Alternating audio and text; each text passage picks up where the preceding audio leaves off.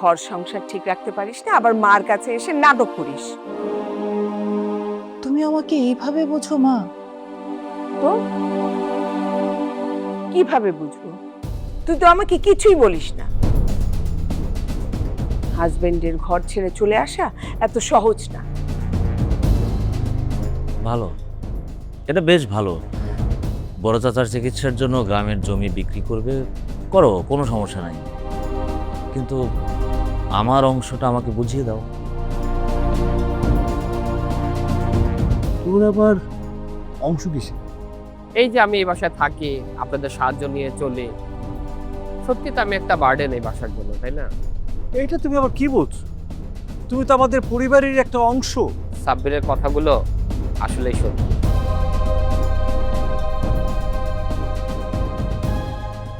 তুমি অনেক উদার, তুমি পরিণত ভাবনায় ভাবছো। আমি চাই না দুলা ভাই এই পরিবারে কোনো টানাপোড়া থাকুক। সেটা থাকবে না, আমি ওকে অনেক বুঝিয়েছি।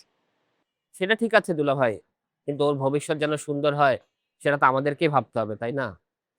সেটাও সত্যি, আমি ওকে বুঝিয়েছি। হুট করে কিছু একটা করতে গেলে একটা ঝামেলায় পড়বে। আমার বিশ্বাস ও যদি চেষ্টা করে ও পারবে দুলা ভাই। টাকা যে কোত্থেকে আসবে সেটা আমি জানি না। ওকে আমি বলেছি যে টাকা আমি তোমাকে দিতে পারবো না, টাকা আমার নেই।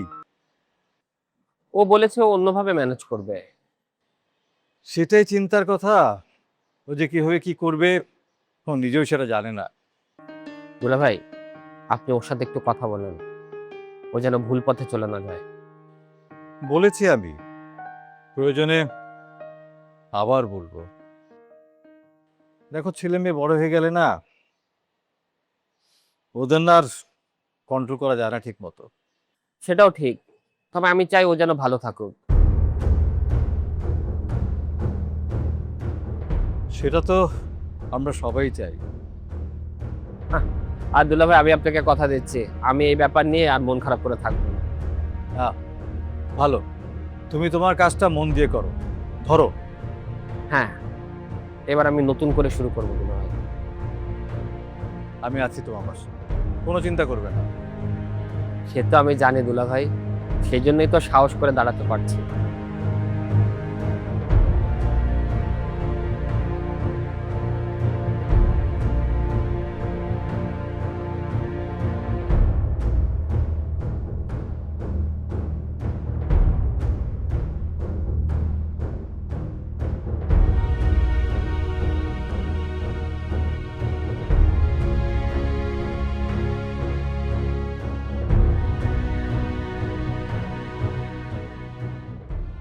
কি ব্যাপার শিউলি, তুমি কি কিছু বলতে চাও?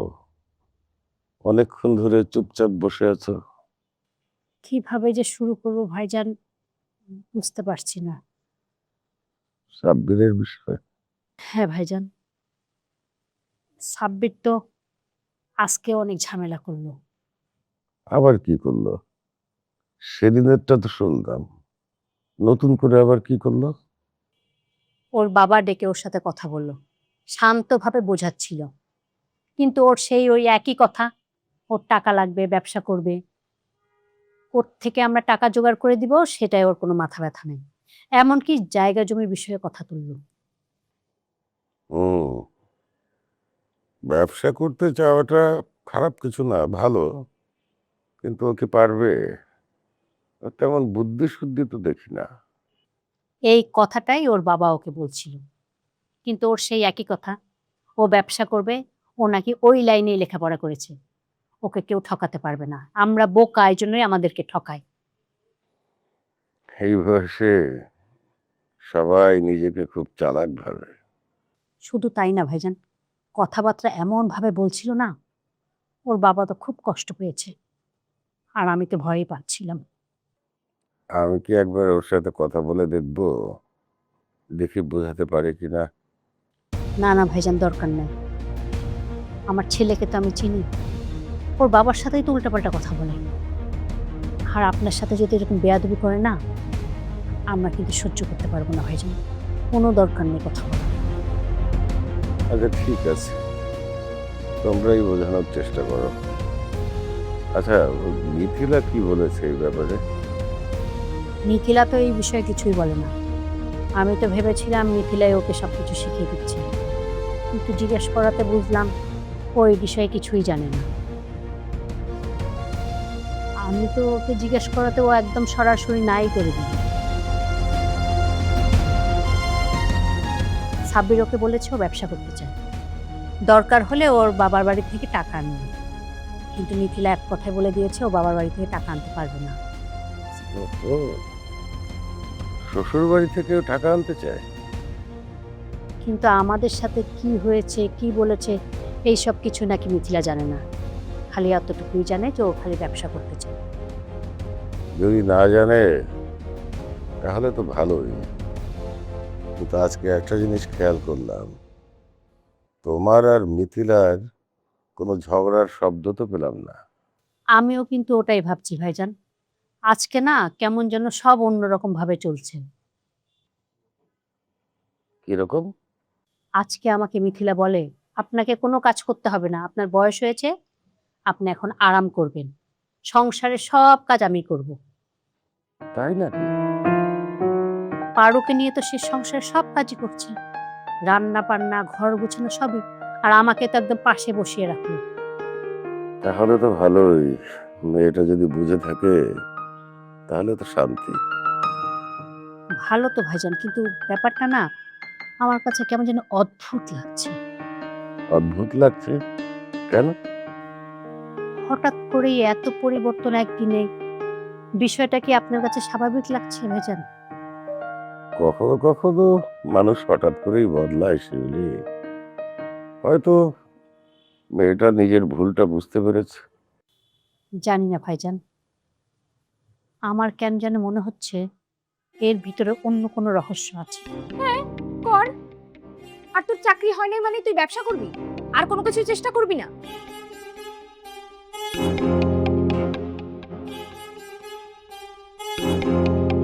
আমি ব্যবসাই করব। কর। যখন এত টাকাই লাগবে তখন তোর টাকা তুই কিভাবে ম্যানেজ করবি সেটা তুই ভালো বুঝিস। আমার তো মনে হচ্ছে মিথিলা ঠিক পথেই যাচ্ছে। মানে? দেখছো না, সাব্বিরকে থামানোর চেষ্টা করছে। ওকে যদি কেউ ঠিক করতে পারে, মিথিলাই পারবে। হ্যাঁ, কথাগুলো তো ঠিকই বলছে। এই প্রথম মনে হচ্ছে মেয়েটা দায়িত্ব নিচ্ছে। সব ঠিক আছে ভাইজান, কিন্তু আমার মাথা থেকে না সন্দেহটা আর যাচ্ছে না। সন্দেহ? হঠাৎ করে একজন মানুষ এত তাড়াতাড়ি বদলে যায়, তাও আবার এক রাতে। শিউলি, সন্দেহ করো না।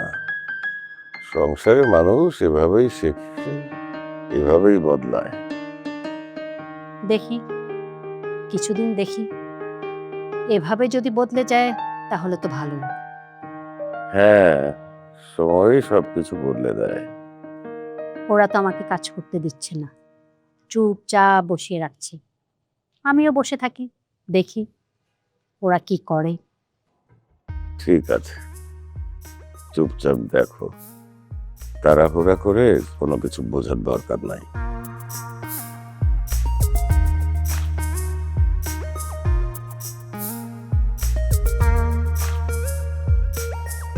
আরে হাসান ভাই, এসো এসো, বসো। তো কি ব্যাপার, তুমি এত রাত করে? হ্যাঁ, আমার তো আসার কথাই ছিল। কেন, ফিদা তো কিছু বলেনি? হ্যাঁ, ফিদা বলেছে, কিন্তু এত রাত হয়ে গিয়েছে, আমি ভেবেছি তুমি হয়তো আর আসবে না, আর ফিদা আজ আমাদের সাথেই থেকে যাবে। না, আমার তো আসার কথাই ছিল, একটু দেরি হয়ে গেছে আর কি। তো আচ্ছা, ফিদা কোথায়? ফিদাকে ডাক, আমরা আসি তাহলে আজকে। ওকে তো অবশ্যই ডাকবো। তুমি একটু বসো, এতদিন পর এসেছো, আমার সাথে একটু গল্প করো। আর আজকাল তোমার তো আমি কোনো খবরই পাই না, তুমি কি আবার আমাকে ইগনোর করছো নাকি? ধর পাগল, তোকে ইগনোর করবো কেন? আরে হুট করে বাসা শিফট করতে হলো। রেখা খালা এসছে, আম্মু, আবার মিষ্টিও চলে এসছে। তো তাই আর কি, সব মিলিয়ে তোকে বা তোর সাথে যোগাযোগ করা হয়নি। আচ্ছা, মিষ্টি আপু এসেছে? এসছে। মানে ও আসার পর থেকেই সারা দিন সবাইকে ব্যস্ত করে রেখেছে। ও আসার পর থেকেই সব কিছু জমজমাট হয়ে গেছে, আমরা হই হুল্লোড়ে ব্যস্ত ছিলাম। হুম, সেটা আমি ভালোই বুঝতে পারছি। আমার আর কি দাম তোমাদের কাছে? তোমরা এখন সবাই হই হুল্লো করো, ব্যস্ত থাকো, আমি তো এখন সাইড। তোর আবার শুরু তোর উল্টাপাল্টা কথা। হ্যাঁ, তুই তুই ইয়ে কর, ফিদাকে ডাক, আমরা যাই। ডাক ডাক। আচ্ছা, সে না হয় আমি ডাকবো, কিন্তু তুমি বলো তো তোমার আর অন্য কি খবর? তুমি ইদানিং ইউনিভার্সিটিতেও যাচ্ছ না, আর শুনলাম তুমি নাকি অ্যাক্টিংটা আবার শুরু করেছো। হ্যাঁ, কিছুদিন আগে একটা অডিশনের কল এসেছিল, সেদিন ফিদাকে নিয়ে রিহার্সালও করছিলাম। আচ্ছা, এই কথা কিন্তু ফিদা আমাকে বলতে গিয়েছিল। এর মধ্যে না হঠাৎ চুপ হয়ে গেল, কান্নাকাটি শুরু করলো। আমিও আর সাহস করে ওকে না কিছু জিজ্ঞেস করিনি। ঘটনাটা কি বলো তো? ব্যাপারটা তো হাসাহাসির মধ্যেই যাচ্ছিল। আমার তো বললামই অডিশন ছিল, তো আমি ওকে পেপার দিয়েছিলাম যেন একটু প্রম্পট করে দেয়, একটু রিহার্সাল করতে পারি ঠিকঠাক। ও কোনোভাবেই পারছিল না, বারবার ফেল করছিল। আর তখনই ওর কাছে একটা কল আসে, আর আমরা জানতে পারি দাদি আর নেই। হয়তো সেই স্মৃতিটাই ওর বারবার মনে পড়ে গেছে। হয়তো, হতে পারে। আচ্ছা, তুমি বসো, আমি একটু গিয়ে ফিদাকে ডেকে নিয়ে আসি। আমাকে আর ডাকতে হবে না, চলে এসেছি। বস। বস।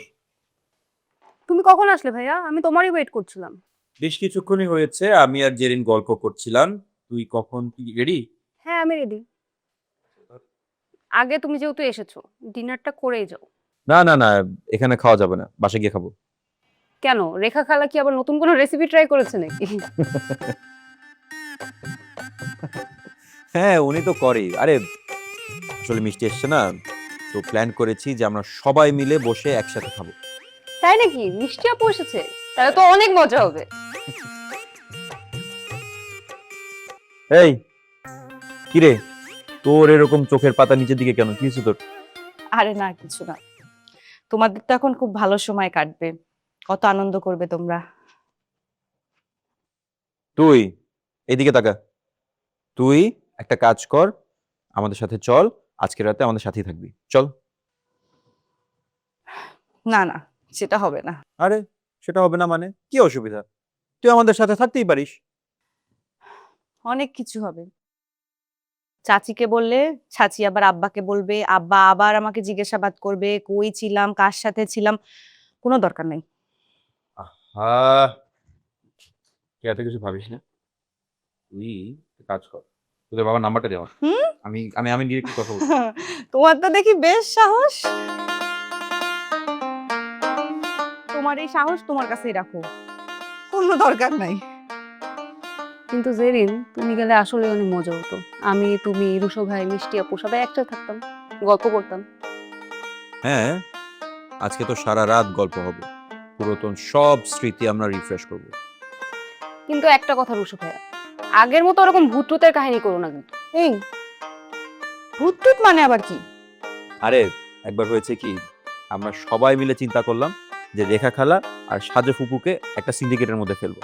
এখন ওই ঘটনা ঘটাতে গিয়ে আমি ভূত সেজেছিলাম, আর তারা তো আমাদের এক্সপেরিমেন্টের প্রোডাক্ট ছিল। তো এক্সপেরিমেন্ট প্রোডাক্টের দুজনের পেছনেই এই এফোর্টটা দিয়ে আমরা যা দেখলাম, দুজনই বেশ ভয় পেয়েছিল ওই সময়। হ্যাঁ, মানে পুরো বাড়ি গ্যাঞ্জামের মধ্যে দিয়ে মাথায় উঠে গিয়েছিল। আর তখনই দ্য মোমেন্ট।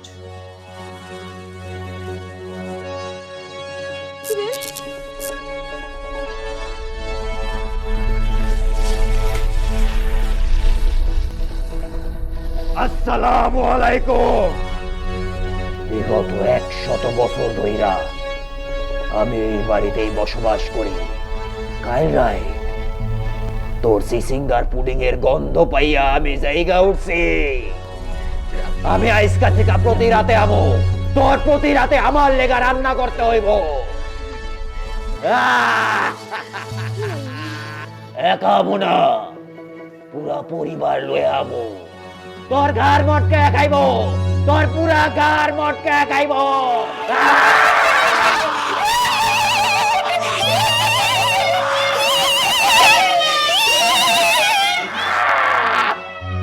কি রে হারামজাদা, এখন আমি ঘুমাতে যাব, ঘুম নষ্ট করতে আসছিস?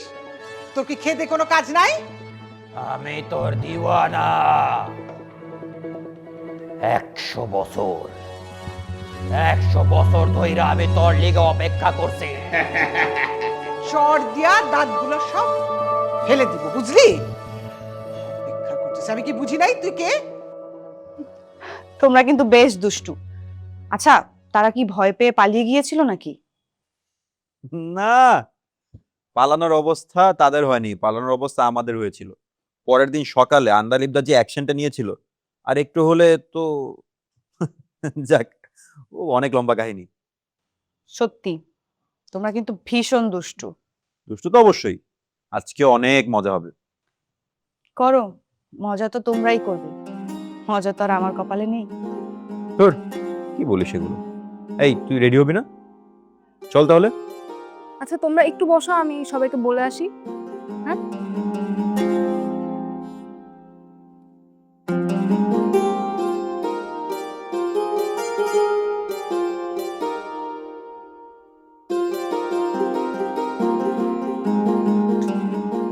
কিরে, কি দেখছিস? কই না তো, কিছু না। কিছু না মানে? কিছু তো একটা দেখছিস তুই, বল। আরে না, মানে দেখছিলাম তুমি কি ভূত নাকি মানুষ। আমি মানুষই। মাঝে মধ্যে একটু ভূত হয়ে যায়।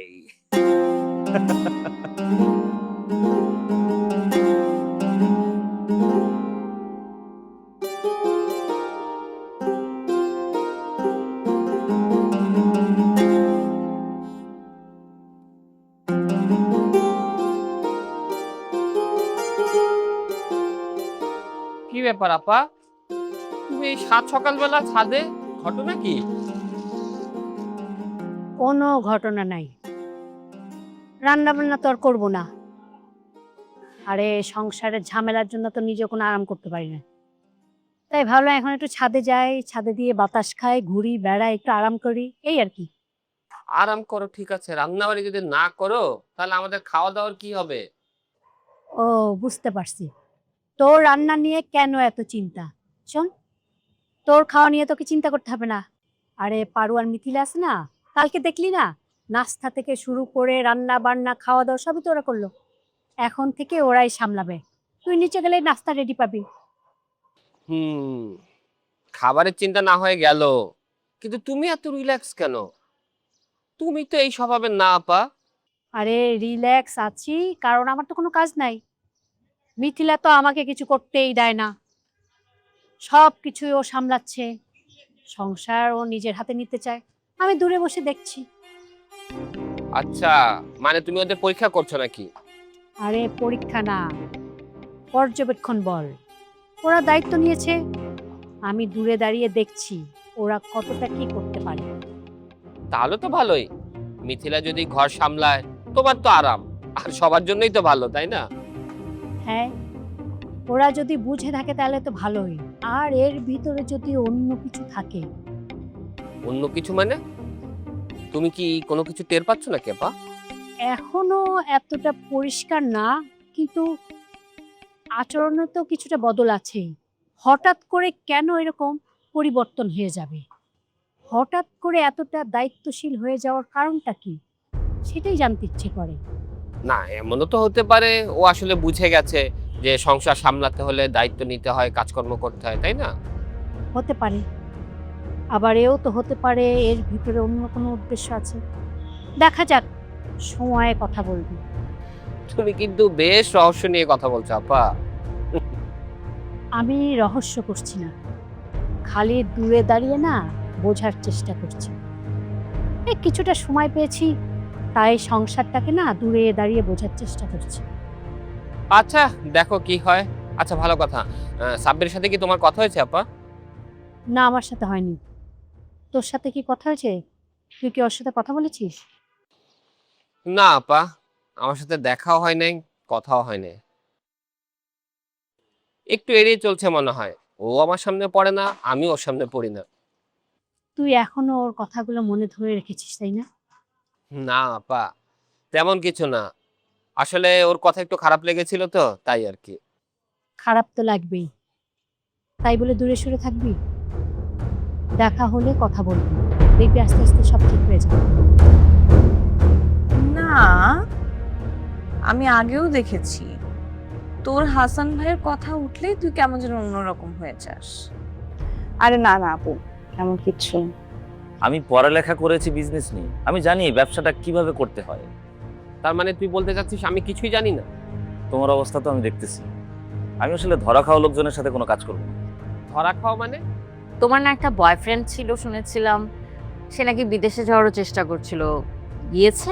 আমি আসলে এই ব্যাপারে কারোর সাথে কথা বলতে চাই না, খুবই ব্যক্তিগত একটা বিষয়। ফাইল ম্যানিপুলেট করছে, কারো কাজ নিজেদের নামে নিচ্ছে, নিজেদের কাজ অন্য কাউকে পাইয়ে দিচ্ছে, বা কারো ক্ষতি করছে। আর এসব নাকি অফিস পলিটিক্স। আমি না বুঝতে পারছি না, এটা কি অফিস পলিটিক্স নাকি অপরাধ?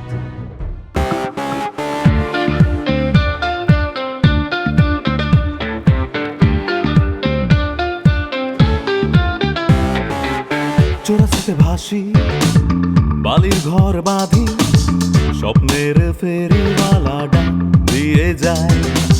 জীবনে কুয়াশা ধোয়াটে পথ, আলো আধারের সাথে খেলা চলেই যায়।